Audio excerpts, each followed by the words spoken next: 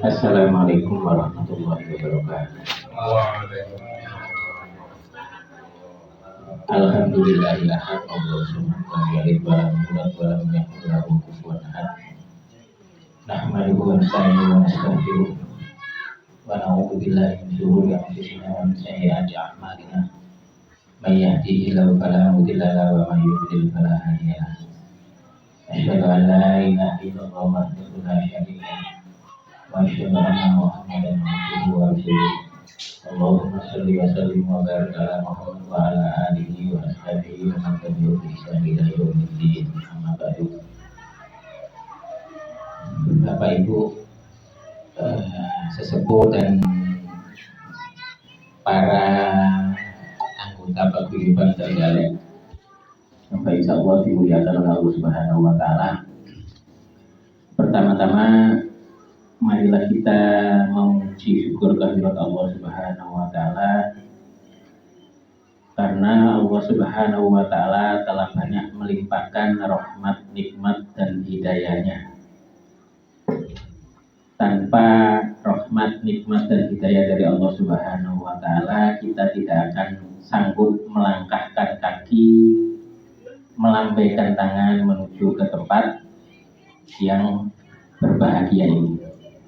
Sholawat serta salam kita curahkan kepada Nabi kita Muhammad Shallallahu Alaihi Wasallam beserta keluarga beliau, sahabat-sahabat beliau dan umat beliau sampai di akhir zaman. Bapak Ibu yang berbahagia, sebenarnya bulan ini sudah bulan Dzulqa'dah, tetapi ini baru pertama kali pertemuan semenjak adanya COVID, sehingga ini adalah pertemuan perdana. Tidak terasa perasaan baru beberapa waktu yang lalu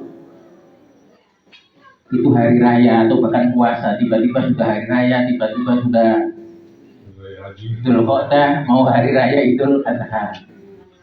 Nah, sebenarnya pada saat kita keluar dari bulan Ramadan, sebelum membahas yang lebih lanjut karena kan kita belum sempat halal bihalal ya, Rasulullah SAW berfirman, man shoma ramadhana imanan wa ihtisaban ghufira lahu ma taqaddama min dhanbi.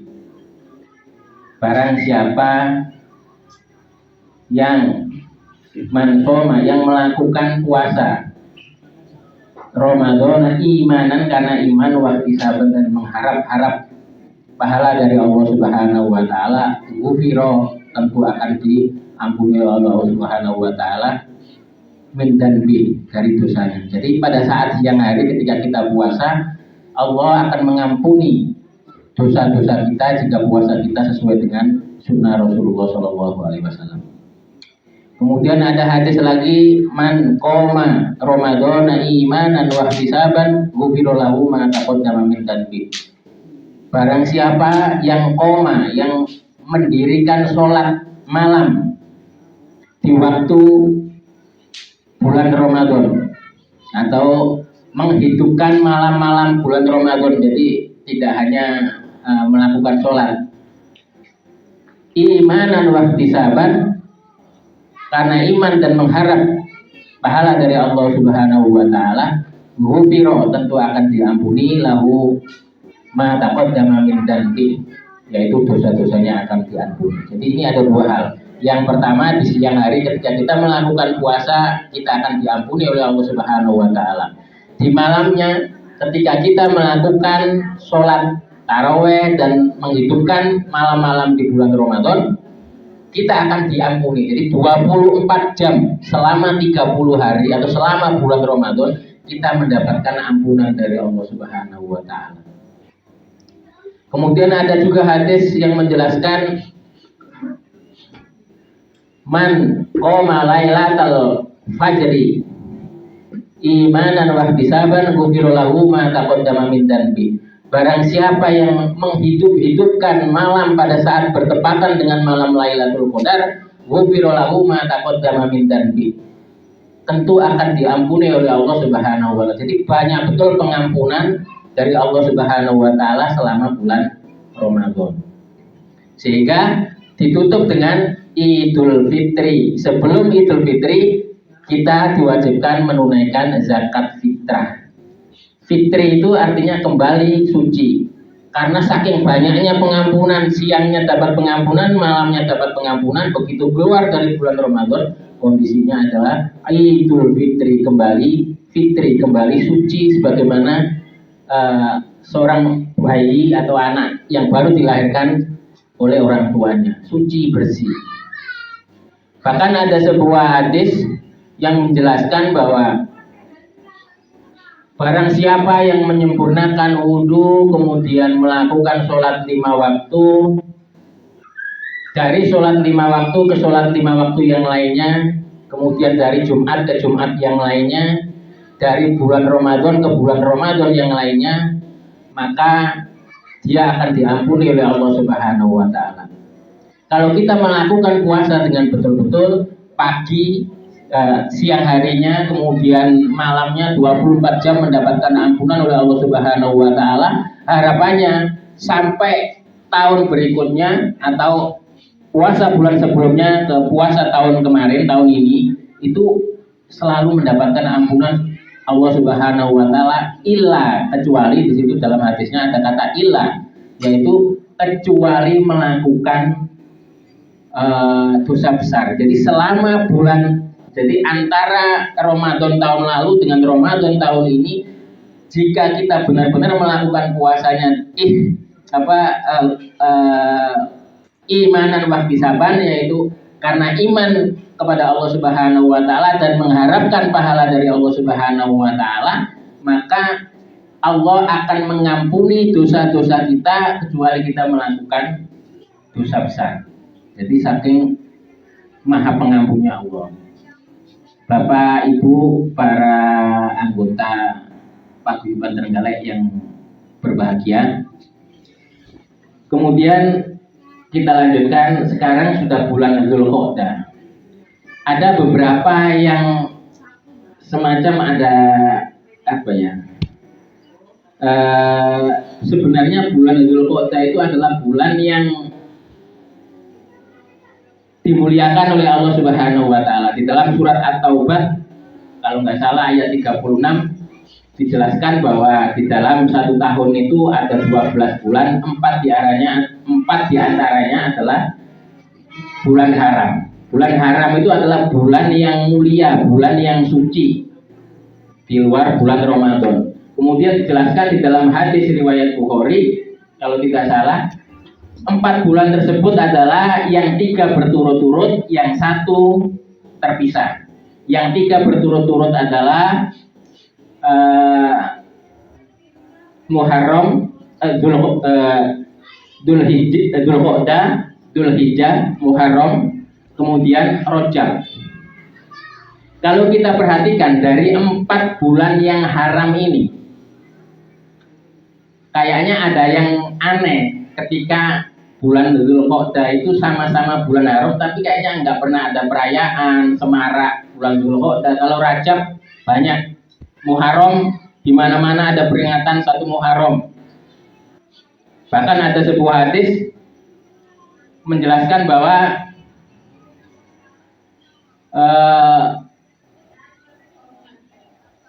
Soma pada Ramadana Sahrullah al-Muharram, yang artinya puasa setelah bulan Ramadan yang paling mulia adalah puasa Sahrullah. Yang dimaksud Sahrullah di sini adalah bulan Muharram. Jadi diperintahkan untuk memperbanyak puasa setelah bulan Ramadan.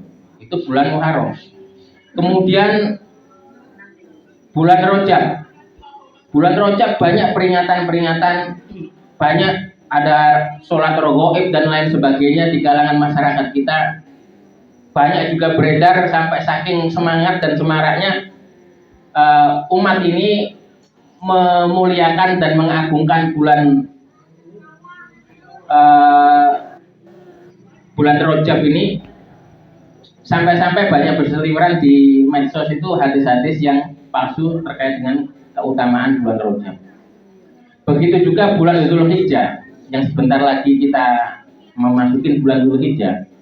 Bulan Dzulhijjah itu sangat semarak karena semua menyambut, masyarakat, umat manusia seluruh dunia, terutama orang-orang muslim menyambut datangnya bulan Dzulhijjah, karena di tengah-tengah bulan Dzulhijjah itu ada yang namanya pelaksanaan ibadah haji. Dan ini diharapkan di Indonesia atau di seluruh dunia kecuali yang tinggal di Mekah sudah 2 tahun ini karena pandemi tidak melakukan ibadah haji, sehingga ibadah haji tahun ini disambut dengan haru biru oleh masyarakat atau oleh umat muslim seluruh dunia, karena begitu merindukan untuk bisa melaksanakan ibadah haji. Bahkan keutamaan bulan Dzulhijjah pun dijelaskan di dalam surat Al-Fajr kalau nggak salah ayat 1 sampai 2. A'udzubillahi minasyaitonirrajim. Wal fajr walayalin ashr. Demi fajar dan 10 malam yang pertama. Beberapa ahli tafsir menjelaskan 10 hari yang pertama di sini adalah 10 hari bulan Dzulhijjah. Karena saking mulianya, kalau Allah Subhanahu wa taala sudah bersumpah di dalam Al-Qur'an dengan menggunakan nama, dengan menyebut misalnya wal laili wad duha, berarti sholat duha itu sangat penting. Wal asri, dan demi masa waktu itu sangat penting. Begitu juga itu tadi Allah Subhanahu wa taala bersumpah wal fajr wal layalin as, 10 hari pertama, sehingga akan dilipat gandakan ketika kita melaksanakan perbuatan atau amal soleh dan kebaikan di 10 hari pertama bulan Dzulhijjah. Akan tetapi sama-sama bulan haram, sama-sama bulan yang dimuliakan oleh Allah Subhanahu wa taala, bulan Dzulqa'dah ini nggak ada dalil secara khusus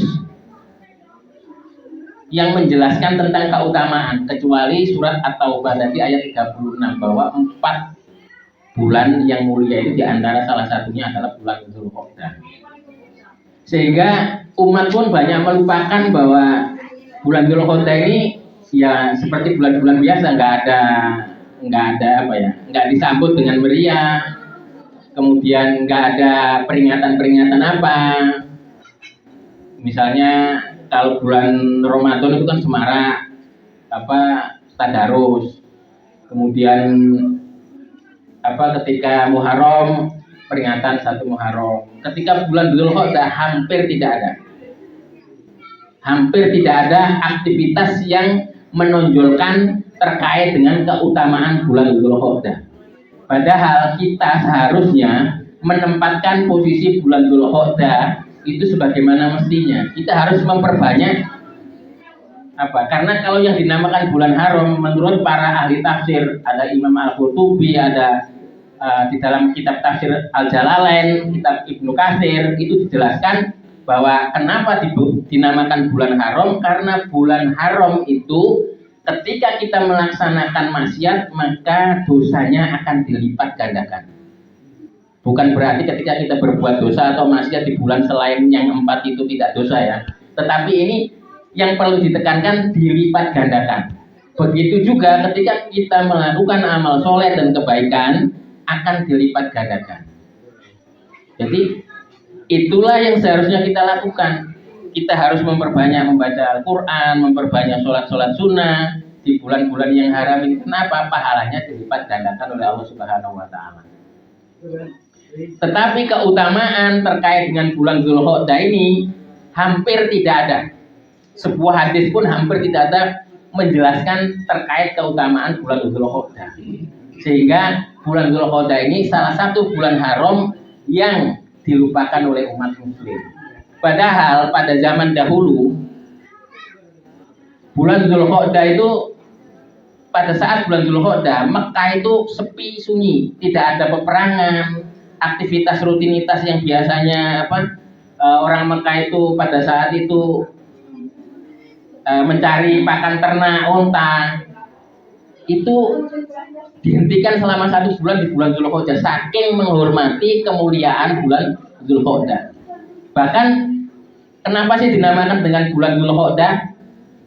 Di dalam kamus bahasa Arab, Dzulqa'dah itu berasal dari kata dzu dan al-qa'dah. Al-qa'dah itu berasal dari kata qa'adah. Dzu itu artinya memiliki, qa'adah itu artinya kursi.